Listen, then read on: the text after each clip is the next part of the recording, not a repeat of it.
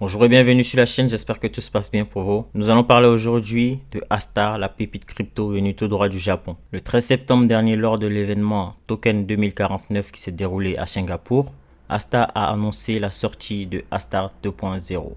Mais Astar, c'est quoi? Dans cette petite vidéo d'introduction à Astar, nous allons voir tout d'abord c'est quoi Astar et ce que le projet propose. Nous allons voir aussi la tokenomics et le token utility. Nous allons parler des partenaires et des partenariats. Et aussi, également, nous allons parler de tout ce qui concerne le prix, les market cap, mais également aussi, nous allons parler du futur de Astar. Astar, c'est une blockchain layer 1 qui a fait son parachain sur Polkadot, qu'elle a d'ailleurs gagné.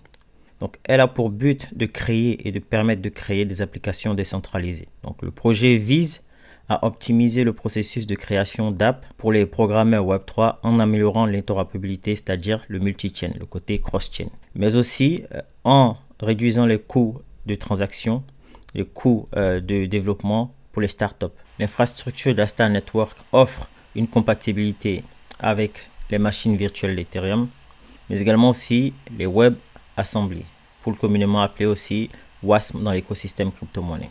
Donc tout en supprimant les obstacles que les développeurs DeFi doivent faire face dans l'écosystème afin de pouvoir se concentrer sur la création d'applications innovantes pour permettre un développement croissant de leur projet. Astar Network est l'un des plus grands parachains sur Polkadot, si ce n'est le plus grand. Le projet développe actuellement un Ethereum Layer 2 zk Rollups alimenté par Polygon. Donc cette ouverture à l'écosystème Ethereum a pour objectif d'accroître l'adoption de la Web3 et de la blockchain dans l'écosystème, mais également aussi dans le monde réel. Actuellement, il y a plus de 50 dApps qui ont été construits sur l'écosystème Astar. Et c'est un projet qui va te permettre de développer des applications décentralisées et de gagner des Astar en récompense avec notamment le Build to Earn. Et aussi, il va te permettre de lancer et gérer des nodes sur l'écosystème, mais également aussi staker et gagner aussi en récompense des Astar. Et avoir des Astar dans son portefeuille, c'est faire partie, on va dire, d'une communauté, d'une famille. Comme investisseur dans le projet, on a des gros noms connus dans l'écosystème crypto-monnaie. On a par exemple Binance Labs, Coinbase Venture, Crypto.com, Huobi, OKX, Fembuchi Capital, ASK Capital, Alchemy Venture et encore plein d'autres gros investisseurs qui ont cru et qui croient toujours au projet. Pour résumer, Astar Network est un Layer 1 multi-chain, donc sur Ethereum, Polkadot et Cosmos, dans lequel des gros noms ont investi et qui a pour but de devenir Astar ZK EVM avec l'aide de Polygon. Le projet a été créé par Sota Watanabe, diplômé de l'université de Keio au Japon. Donc, il est également aussi fondateur de NextWeb Capital et CEO de Startail HQ. Donc, Startail HQ, c'est une pièce maîtresse dans le projet que Astar souhaite accomplir. Sota Watanabe, c'est quelqu'un aussi qui a des liens très étroits avec le gouvernement japonais. En effet, il conseille et aide le gouvernement japonais à mieux comprendre la blockchain et le Web3 dans le pays et comment faire pour mieux le développer et accroître l'adoption de celui-ci. Sota a même fait la couverture de Forbes Japon qui concerne les entrepreneurs, donc les jeunes entrepreneurs en dessous de 30 ans qui accomplissent des choses innovantes. En termes de prix, actuellement, on a 0,046 centimes de dollars, donc c'est-à-dire 4 centimes de dollars. Actuellement, en termes de market cap, on a 243 millions.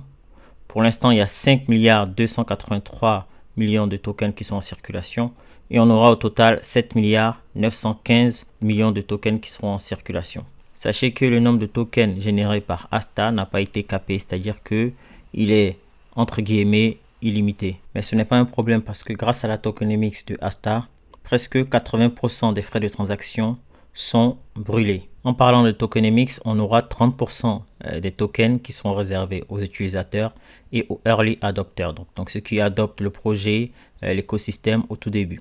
5% pour la team, 10% pour la fondation Astar, 5% pour la partie marketing et le paiement des influenceurs par exemple, 10% pour le protocole et le développement, mais également aussi pour le grand programme, c'est-à-dire lorsqu'on donne des fonds Astar à des projets qui souhaitent développer sur l'écosystème Astar. 5% pour l'on-chain trésorerie, donc la trésorerie, 10% pour les early financial backers, donc ceux qui investissent au tout début, donc de manière financière dans le projet, 20% pour la partie parachain. Donc vous savez très bien que quand on fait un parachain, on donne des dots et en retour, on reçoit des Astar. Et 5% pour les enchères de la réserve. Le projet a un écosystème ultra vaste. Donc, on reconnaît des noms comme Akala, il y a Amazon Web Services, on a même Google, Microsoft, Binance. Il y a des noms connus dans l'écosystème crypto-monnaie, ce qui montre que le projet est pris au sérieux par d'autres entreprises connues dans le monde actuel. Google Cloud, par exemple, Fujitsu. Donc, c'est assez intéressant pour nous, en tout cas investisseurs, parce que ça veut dire que c'est un projet qui est sérieux. C'est un projet qui a accompli de bonnes choses, des choses innovantes.